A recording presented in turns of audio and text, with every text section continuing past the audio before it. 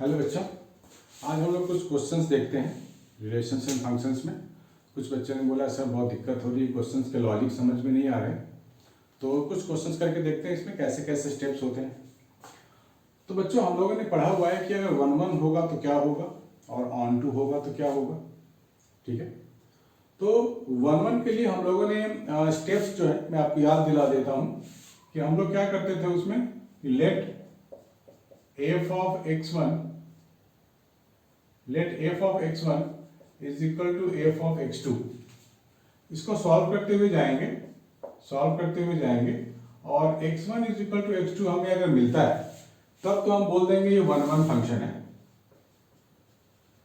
ठीक है, लेकिन ऑन टू के लिए क्या करते थे हम लोग, ऑन टू के लिए क्या करते हैं कि हमें f of x कोई भी फंक्शन गिवन है तो हम इसे y सब्स्टिट्यूट कर लेते हैं और x के टर्म में लिखेंगे हम लोग y की जो वैल्यूज आएंगी वो आएगी। इसको सॉल्व करते हुए जाएंगे हम लोग, और अगर हमारे को f of x equal to y मिल जाता है तो हमें कह सकते हैं कि वो ऑन टू होगा। मैं एग्जांपल से बता रहा हूँ आपको।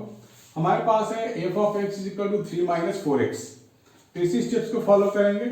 Late f of x1 is equal to f of x2, तो मुझे क्या मिलेगा, 3 - 4x1 is equal to 3 - 4x2। इसको सॉल्व करेंगे तो मुझे मिल गया x1 is equal to x2, यानी कि ये 1 1 फंक्शन है। अब बात करते हैं ऑन टू के लिए। ठीक है, तो ऑन टू में हमें इस बात का ध्यान देना है कि x अगर रियल नंबर को बिलोंग करता है और y के लिए भी सेम कंडीशन आ जाए तो हम समझ जाएंगे वो ऑन टू फंक्शन है।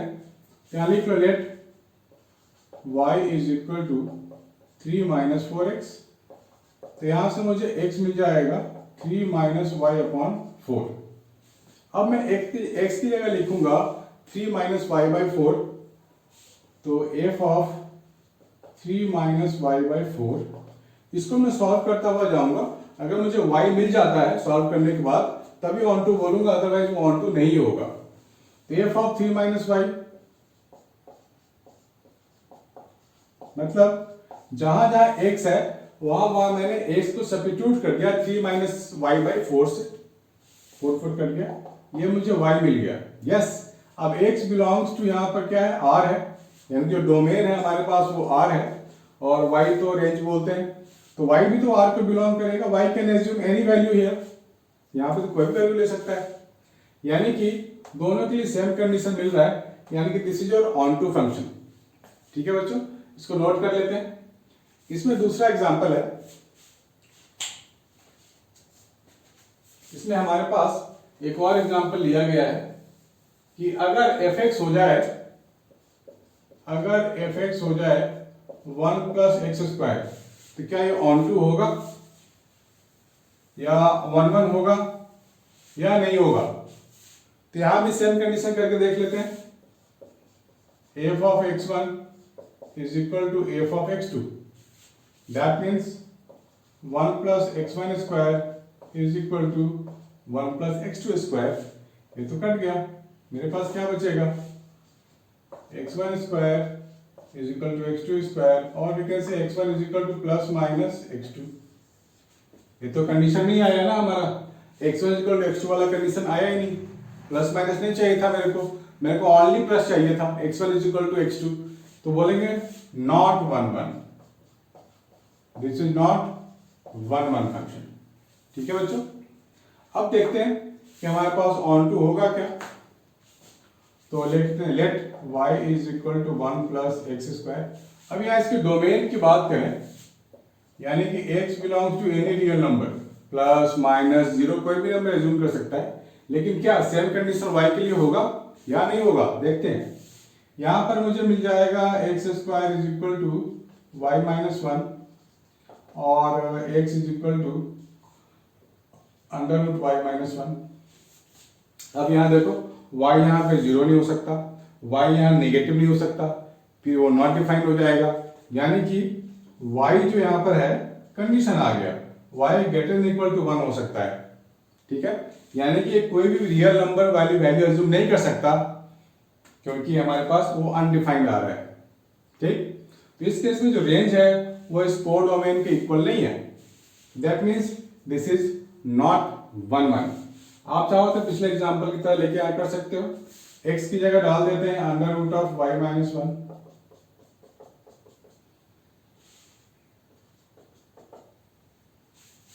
ठीक है, तो ये आ गया y। लेकिन अब ये जो y है इसका जो वैल्यू है वो 1 या 1 से ज्यादा होगा। इसके अकॉर्डिंग ये सेम नहीं हुआ। x बिलोंग्स टू पूरा real number and y belongs to 1 और मोर देन 1, है ना। ये पूरा कंडीशन सेटिस्फाई नहीं कर पा रहा है r के लिए। That's why it is not onto function. ठीक है बच्चों, please make a note of it.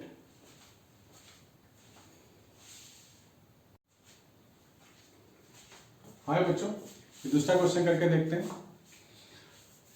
Late a is equal to r minus 3, मतलब a डिफाइंड है पूरे r में एक्सेप्ट 3 और b डिफाइंड है पूरे रियल नंबर में except 1। Consider the function such that a mapping b, मतलब a मैपिंग b की बात हो रही है, ऐसा कुछ।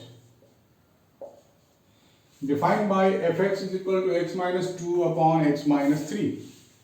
तो देखते हैं कि 1 1 है कि नहीं। तो सबसे पहले मैं क्या लिखूंगा, let f of x1 is equal to f of x2। That means मुझे क्या मिलेगा, x1 minus 2 x1 minus 3 is equal to x2 minus 2 x2 minus 3। ठीक है, सिंपल है। इसको मल्टीप्लाई कर दो, x1 x2 minus 2x2 minus 3x1 plus 6 x1 x2 minus 2x1 minus 3x2 plus of 6। ये टर्म तो चला गया, 6 भी चला गया और x1 को इधर ले आते हैं, इसको उधर ले जाते हैं, तो मुझे मिल गया x1 is equal to x2। हाँ, ये मुझे मिल गया x1 is equal to x2। That means 1 1 तो है। हम यहाँ लिख सकते हैं 1 1 फंक्शन। ठीक है बच्चों, अब देखते हैं कि वो ऑन टू है कि नहीं। ध्यान से देखना, फंक्शंस कहाँ कहाँ डिफाइंड है। ठीक है, इस पर ध्यान देना होता है क्योंकि यही कंडीशन हमारे को अब चाहिए होगा ऑन टू के लिए। हम लोग यहाँ लिख सकते हैं let y is equal to x minus 2 upon x minus 3। यहां से x के लिए सिंप्लीफाई कर लेते हैं और लिख लेते हैं xy minus 3y is equal to x minus 2। तो यहां से x के लिए मुझे को सिंप्लीफाई करनी है, x मिल जाएगा y minus 1 is equal to 3y minus 2। So x I am getting 3y minus 2 upon y minus 1। ठीक है, ये x की जगह में मुझे डालनी है value. So f of 3y minus 2 upon y minus 1, 3y minus 2 upon y minus 1। ठीक है बच्चों, कोई डाउट नहीं होनी चाहिए और गलती भी नहीं होनी चाहिए। इसको सिंप्लीफाई कर लेते हैं, तो 3y माइनस 2y, ये तो y हो गया, प्लस 2 माइनस 2 करके 0 हो जाएगा, सिर्फ y मिलेगा। Minus 3y plus 3y plus 3 1, ये 1 मिल गया, तो ये पूरा y आ रहा है मेरे पास। ठीक है बच्चों, कुछ गड़बड़ तो नहीं है ना। अब यहां पे देखो, हमारे पास जो फंक्शन है y, वहां पे 1 को एक्सक्लूड करना है b में। ये तो b हमारा है ना, यानी कि y के लिए जो काम करेंगे हम लोग वो सेम b के लिए होना चाहिए। ये a है यानी कि इनपुट है, हम x के लिए बात करेंगे इधर और यहाँ y के लिए बात करेंगे हम लोग। तो मुझे तो मिल गया कि मुझे क्या मिला, मुझे मिला f of this entire thing is equal to y। और y कहाँ पे डिफाइंड होना चाहिए, y नॉट इक्वल टू 1 होना चाहिए। सही बात है, अदरवाइज नॉट डिफाइंड हो जाएगा। और हमारे को b के लिए दिया हुआ है, यहाँ पर 1 नहीं होनी चाहिए।